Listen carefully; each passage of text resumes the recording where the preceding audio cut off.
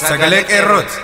Sagaleen qeerroo torbaanitti guyyaa 3 diddaa uummata Oromoo fi saboota cunqurfamoo impaayera biyyattii mara akkasumas shira mootummaa abbaa irree wayyaanee kan gabaasu. Kun sagalee qeerrooti. Amajjii 21 bara 2015 akkam jirtu dhaggeeffattoota sagalee qeerroo. Qophiin tamsaasa reediyoo sagalee qeerroo kallattiidhaan Oromiyaa irraa darbu kunoo eegalee jira. Qophii keenya har'aa keessatti jalqaba oduutu isinii dhiyaata. Oduutti aanuudhaan qophii addaa tokkummaa jabeeffachuudhaan wayyaanee dhabamsiifne jedhus qabna. Walaloo dhaggeeffataa keenya irraa ergames hammachuudhaan qophii keenya isin biraan ga'uuf jirra. Qophii waliinis ani Biiftuu Galmooti.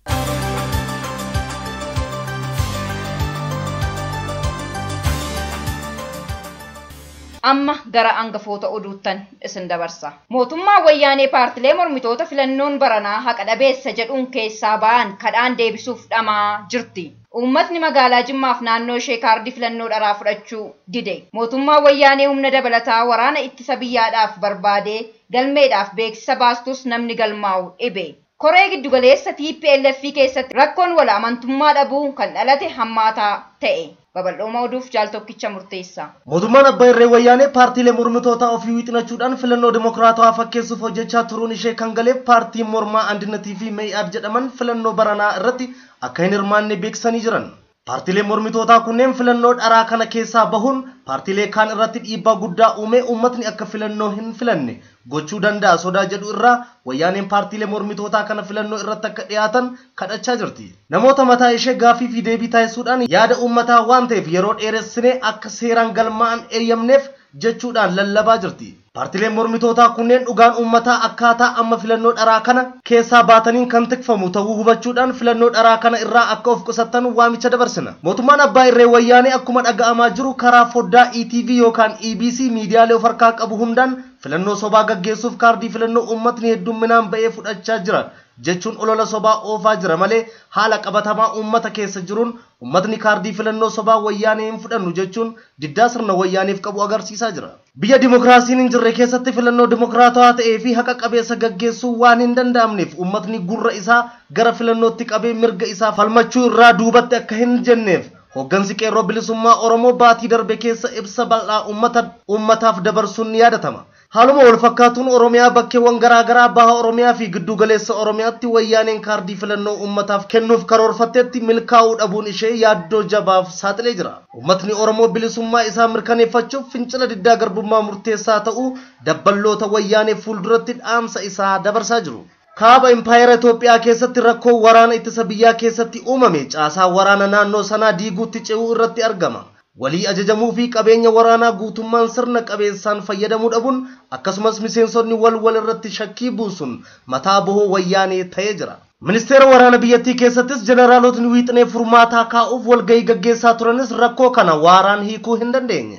Humna waraana ittisa biyyaa naannoo kaaba biyyattii kana haaromsuuf dargaggoota Oromiyaa fi biyyattii keessaa haaraa galmeessuudhaaf beeksisa baasanis namni galmaa'u dhibuun daran wayyaanee yaaddoo guddaa keessa buusee jira. Rakkoon waraana keessaa kunis baha kibbaa fi dhihatti haala wal fakkaatuun deemaa jira. TPLF paartiilee addawaayii uuman keessaa hangafummaan waggoota 23 darbaniif hoogganaa kan as gahe ta'us yeroo ammaa kanatti rakkoo keessoo isaa mudateen paartiilee kaan hiree murteeffannaadhaaf akka of qopheessan kakaasee jira. Olaantummaan TPLF OPDO irratti ture harki isaa haala kanaan gabaabbachaa kan jiru yommuu ta'u addawaayii keessatti haalli rakkoo biyyattii mudachuuf malu mari'achuun furuun dhabamaa jira. Maddeen rakkoo kanaas malaammaltummaatti kan mootummaa wayyaanee koree giddu galeessa TPLF keessa jiranii fi keessi isaanii bututaa dhufu ta'uu maddeen gabaasanii jiran.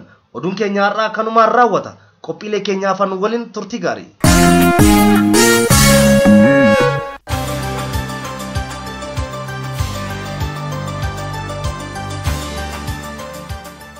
Tokkummaa jabeeffachuudhaan wayyaanee dhabamsiifne qophii addaa barruu barreessaarraa fudhatame.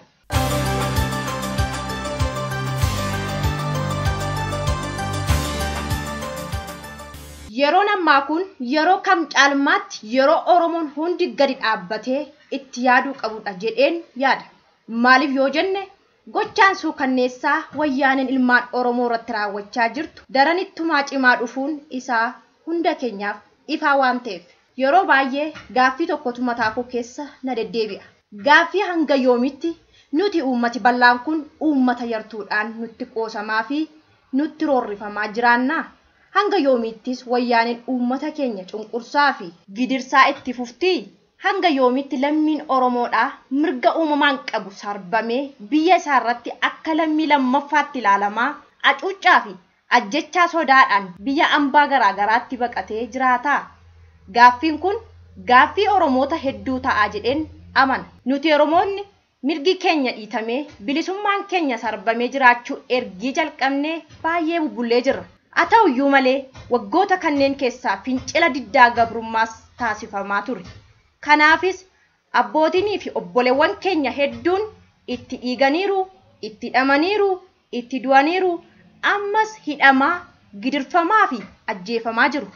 Keessumaa barattoonni Oromoo hojii boonsaa isaan raawwachaa jiran yoomiyyuu seenaan kan isaan hin dagannedha.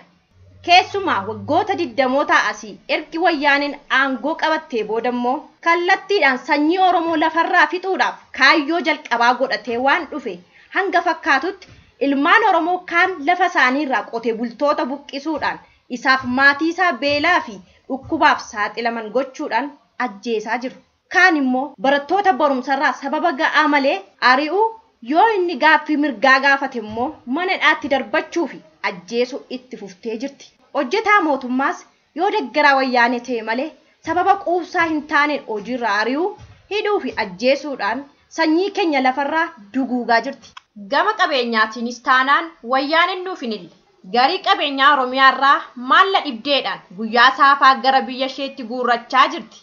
Kaan ammoo abbaa qabeenyaa biyya alaatti qarshii guddaatiin gurgurattee ittiin bashannanaa jirti. Bu'aa karaa saamicha akkasiirraa argataniin waraana isaanii cimsuun yeroo isaanii dheereffachuuf sagantaa yeroo dheeraa akka qaban mul'isa. Egaa umurii amma turan kanatti waan kana hunda gochuu dandeenyaan borammoo maal fiduu yookaan gochuu akka dandeessu tilmaamuun nama dhibu. Kanaafuu lammii koo waan wayyaaniin saba keenya irratti raawwachaa jirtu kana ergii hubannee dammaqiinsaan irratti duuluu qabna. Duula kanas tokkummaa keenya ijaarrachuu yookaan jabeeffachuu irraa jalqabuu qabna. Tokkummaa keenya jabeeffachuudhaaf wal jaallachuu, wal deggeruu, wal mari'achuu, wal amanuu, wal danda'uu, wal gargaaruu fi kutannoo qabaachuu aadaa godhachuun baay'ee murteessaadha. Hawwii olaaniirraa.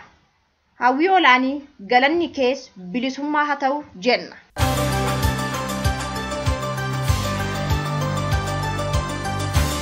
Dhaggeeffattoota keenya qophii keenyarraa hubannaa gahaa akka argattan abdii qabna. Amma kallattiidhaan gara walaloo dhaggeeffataa sagalee qeeroorraa nu dhaqqabettan isin dabarsa.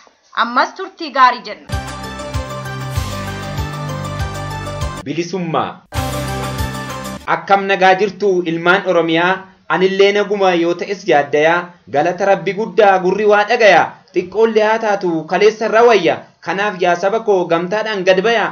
Bilisummaan dhufte simachuuf qophaa'aa. Bilisummaan dhufte simachuuf qophaa'aa. Kaleessa bashootaan fira guddaa taanee aannaniif damma keenya nutu itti ilaanne keessummaadha jennee siree gubbaa baafne jarri waraaboo ta'uu nuti yoo mubanne kabaja namummaa isaan keessumsiisne gala hin qabne gadoodha arganne. Kanaaf yaa saba koo nu gargar kan baane badii kana hundaa goobanaan badhaane har'as nama hedduutu diina jala seene.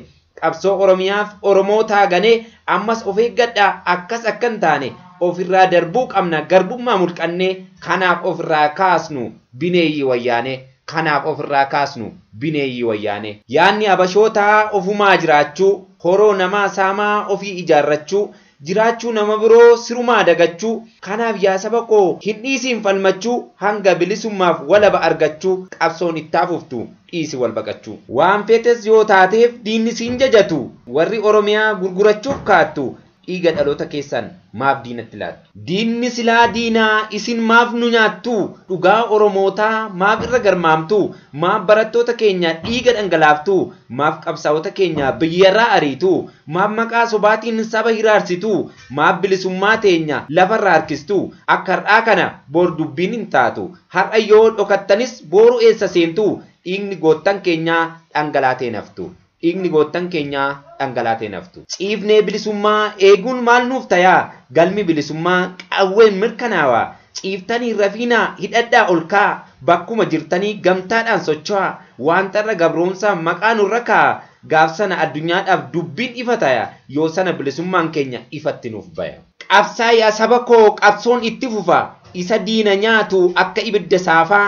Tokkummaan haa kaanu gabrummaan ni hafa. Wal marii fi qawween gabroomsa tan kufa. Firiin goottan qabsoo bilisummaan dhufa. Firiin goottan qabsoo bilisummaan dhufa. Asheeta garbu goota beektaa qeerransa muree nama darbu.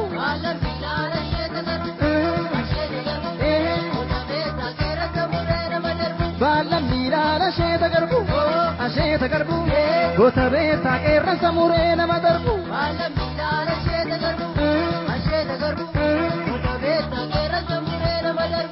Koraan fardaa citee ilaala asheeta garbu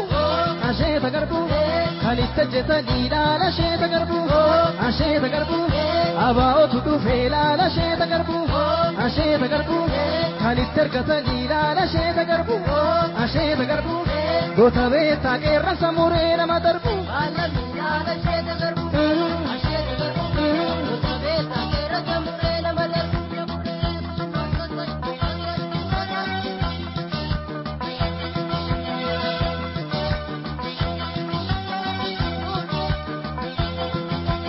Yaa ummata koo yeroo lolan diina qabanii morma muranii keesse kaageesse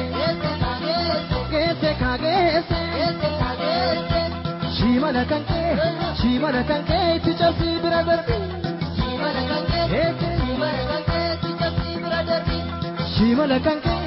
Shimala kan kee itti cabsii bira darbi. Bira darbi hello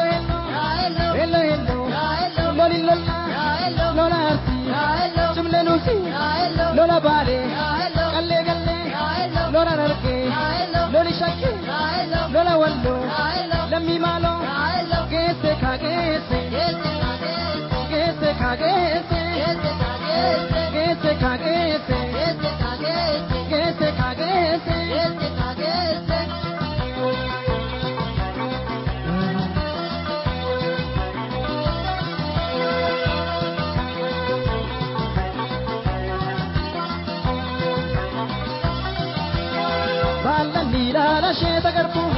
Asheeta garbu goota beektaa qeerransa muree nama darbu.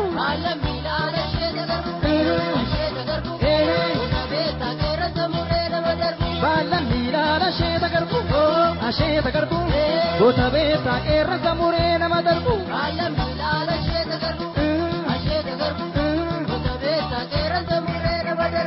Gachana bafardaa laala asheeta garbu kan goonni qabatu laala asheeta garbu maxxannee ni soofii laala asheeta garbu ofiina qabatu laala asheeta garbu goota beektaa qeerransa muree nama darbu.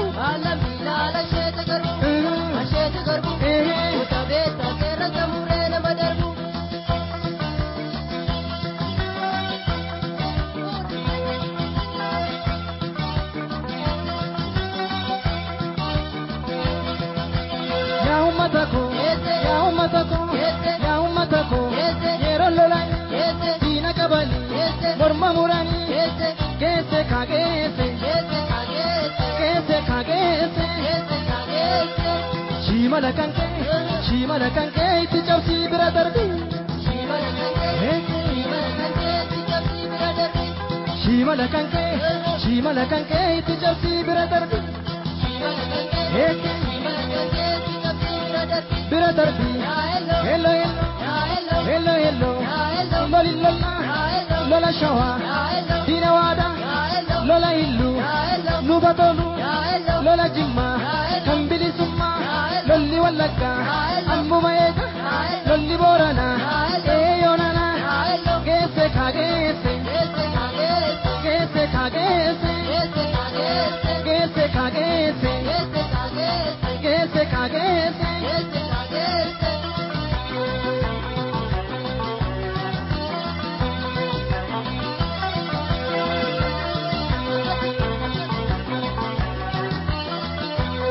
Dhaggeeffattoota keenya qophiin keenyarraa qabannee dhiyaanne kanumaan raawwata. Qophii taanu hanga wal arginu fuuldurri keessan ifaan isin haa simatu jenna. Horaa bulaa injifannoo uummata Oromoof gadaan gadaa bilisummaati.